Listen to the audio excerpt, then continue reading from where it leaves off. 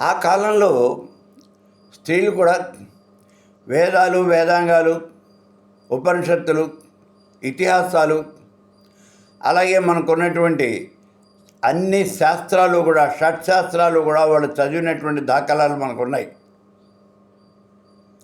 ఆధ్యాత్మిక విద్యలో కూడా వాళ్ళు చాలా ఉన్నతమైనటువంటి స్థితికి చేరినటువంటి దాఖలాలు కూడా మనకున్నాయి.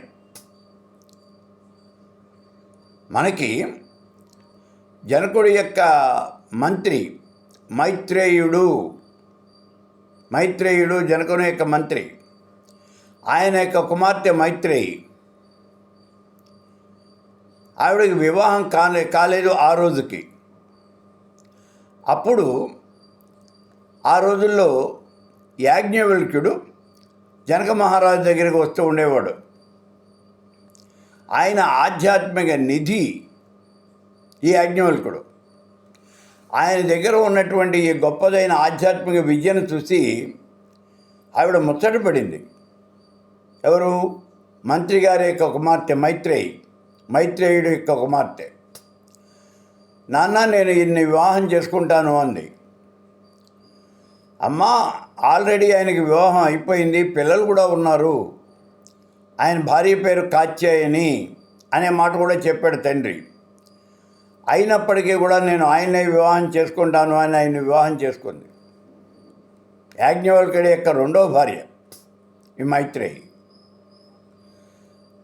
అయితే ఆవిడ అన్ని శాస్త్రాలు కూడా చదువుకుంది. ఆ రోజుల్లో వేదాంగాలు అన్నీ చదువుకుంది. కేవలము ఆధ్యాత్మిక విద్య కోసం మాత్రమే ఈ యాజ్ఞవల్క్యుడిని వివాహం చేసుకుంది. అలాగే గర్గుని యొక్క కుమార్తె గార్గేయి, ఆవిడ కూడా చాలా విదుషీమణి, అన్ని శాస్త్రాలు చదువుకున్నది అని చెప్తారు మనకి. కాబట్టి ఇలా వేదాంగాలు చదువుకున్నటువంటి స్త్రీలు ఆ రోజుల్లో ఉన్నారు. ఇదంతా కూడా తొలి వేద కాలం.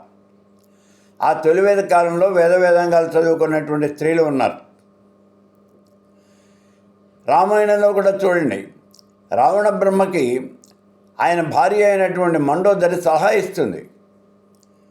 నువ్వు తప్పు చేస్తున్నావు, నువ్వు ఆ సీతను వదిలిపెట్టే సీతను బంధించడం అనేది ఇది పద్ధతి కాదు అని చెబుతుంది. అంటే రాణి గారికి రాజుగారికి సలహా ఇచ్చేటటువంటి ఇది ఉన్నదన్నమాట ఆ రోజుల్లో.